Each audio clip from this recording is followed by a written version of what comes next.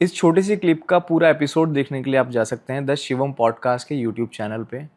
और please subscribe करना ना भूलिए।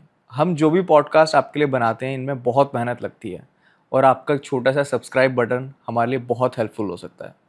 Thank you. भगवान और गुरु में हम कैसे डिफरेंस क्रिएट कर सकते हैं, उनमें अंतर कैसे हम पहचानें? ये आजकल के नौसिखियों ने अंतर बना दिया है। गुरु ही भगवान है, भगवान गुरु नहीं है। भगवान, ये पांच तत्वों को ये पांच तत्व ही एक एलिमेंट है। इस एलिमेंट को जो जान जाता है वही पूर्णतः गुरु तत्व को जागृत कर लेता अपने भीतर। कैसे?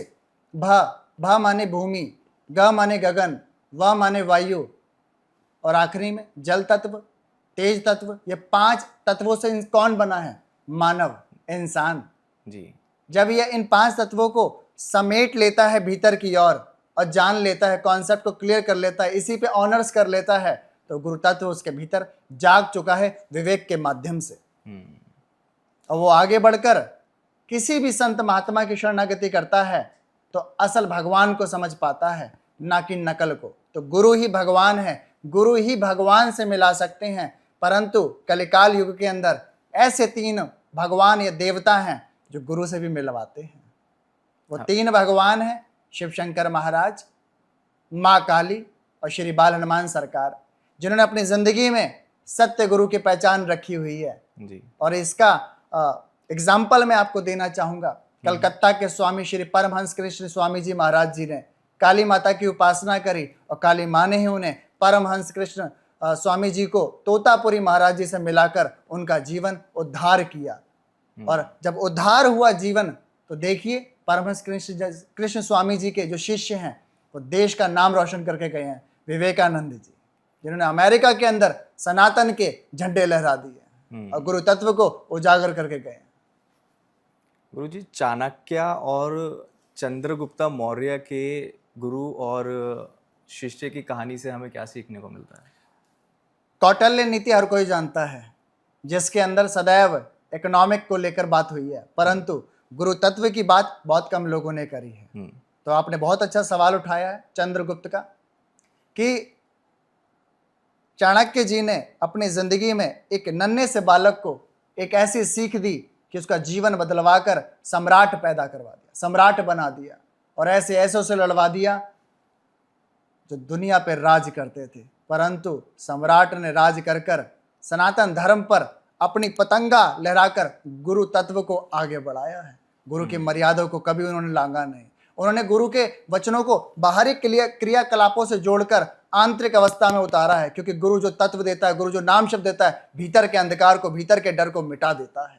और जो भीतर के डर मिट गया और गुरु तत्व साथ है, तो समझो आपकी जय जय है, आपकी उन्नति है, आपका प्रकाश है जी। एक गुरु का हमारी जिंदगी में उनका आशीर्वाद कितना इम्पैक्ट करता है? कितना ज़्यादा ज़रूरी है उनका आशीर्वाद हमारे सर के ऊपर? इतना इंपॉर्टेंट है जैसे तन के लिए सांस। ये सांस नहीं है तो ये तन नहीं जी पाएगा।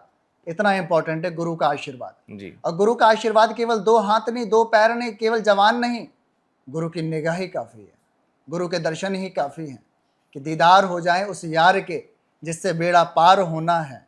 तो वो कलिकाल में केवल गुरु तत्व है, जो भीतर है, बाहर नहीं। गुरु द्रोणाचार्य ने पांचों पांडवों में से सिर्फ अर्जुन को ही क्यों अपना सबसे खास माना था? ये नीति है, यह राजनीति है, यह महाभारत में उल्लेख है। परंतु जो गुरु की वाणी को बिल्कुल बारीकता से अपने हृदय में बैठाता है, यहाँ बुद्धि और चालाकी और मन की अवस्था से ना चलकर हृदय में बैठाता है, वो पार होता है।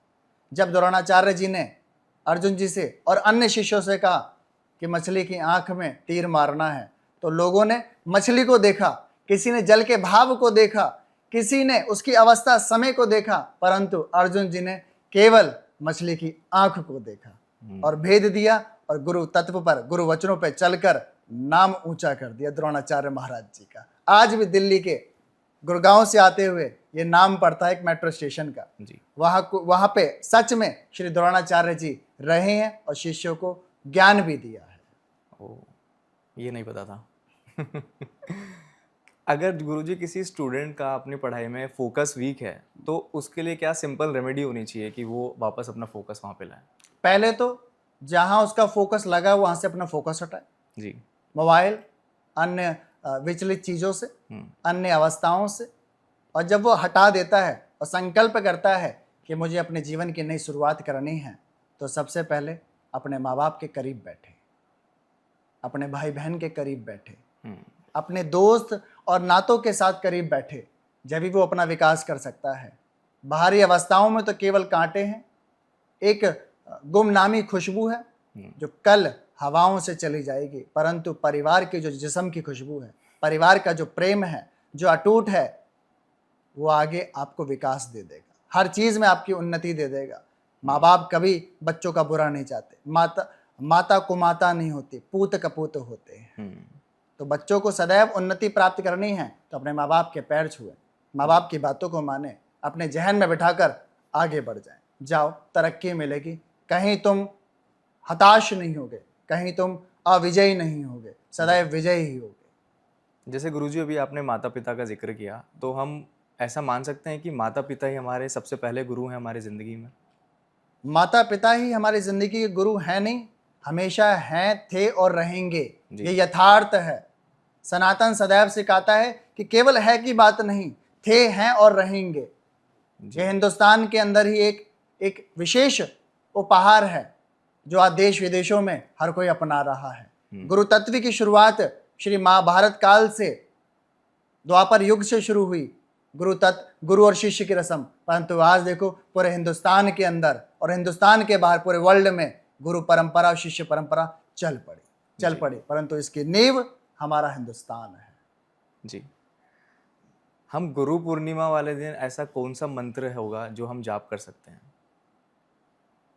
बहुत सारे वेद पुराण उपनिषद ग्रंथ में मंत्र लिखे हुए हैं, परंतु विशेष लोग यही कहेंगे ओम श्री गुरुदेवाय नमः, परंतु गुरु कभी नहीं कहेगा कि मेरी उपासना करो, मेरी पूजा करो। गुरुदेव ने जो आपको दे दिया, जो शब्द दे दिया आपके अंदर आपकी आत्मा को जोड़ने के लिए, वही इंपॉर्टेंट है, वही क्रिया करो। इस जगत, इस कलयुग के अंदर सबसे जो इंपॉर्टेंट चीज़ है वो है सच्ची सेवा, और सच्ची सेवा है नाम शब्द, भजन सिमरन। जब आप उसको करते हैं तो गुरु सेवा कर रहे हैं। जिस्म के रूप में आप जो सेवा कर रहे हैं वो माहौल बनाने के लिए है, अवस्था को ऊपर चढ़ाने के लिए है, परंतु जब तक आप बैठोगे नहीं, जब तक आप अपने गुरु के वचनों पे टिकोगे नहीं, तो आंतरिक प्राप्ति कदा भी नहीं कर सकोगे, कदा भी नहीं। तो गुरु पूर्णिमा पे विशेषकर आंतरिक रूप को जगाना है तो भजन सिमरन पर, गुरु के शब्द पर ध्यान देना है। अब इस कॉन्सेप्ट को लोग बार बार कहेंगे यहाँ कौन सा शब्द, यहाँ कौन से लोक संगीत की बात हो रही है, परंतु कलिकाल युग के अंदर मंत्र का नाम नहीं है, मंत्र की उच्चाष्टा नहीं है जी। कलयुग केवल नाम आधारा, वो नाम ही शब्द है, वो नाम ही युक्ति है, वो नाम ही पार है। वो नाम को ही मैं शब्द कह रहा हूँ जो एक गुरु एक शिष्य को बड़ी दयाल से, बड़े प्रेम से, बड़े विश्वास से अपना बालक समझकर प्रदान करता है। अमूल संपत्ति, ये अमूल संपत्ति है जो ढिंडोरा पीटकर या मोबाइल या इंटरनेट या यूट्यूब के माध्यम से बांटी जा रही है, परंतु वो कालनेमी गुरु है। मैं उनको कुपित गुरु कहूंगा, ढोंगी तो नहीं कहूंगा, क्योंकि धर्म और अधर्म दोनों सनातन के हैं। तो कालनेमी गुरु है जी। जो गुरु दीक्षा आजकल इंटरनेट के माध्यम से दे रहे हैं, और जो ले रहा है वो भी कुपित है जी। और जो ऐसा लोग कॉन्सेप्ट कर लेते हैं उनके पितृ अधोगति में जाते हैं और उनके घर के हालात कहीं ना कहीं इतने खराब हो जाते हैं जो अपना बयान बताकर भी नहीं समझा सकते।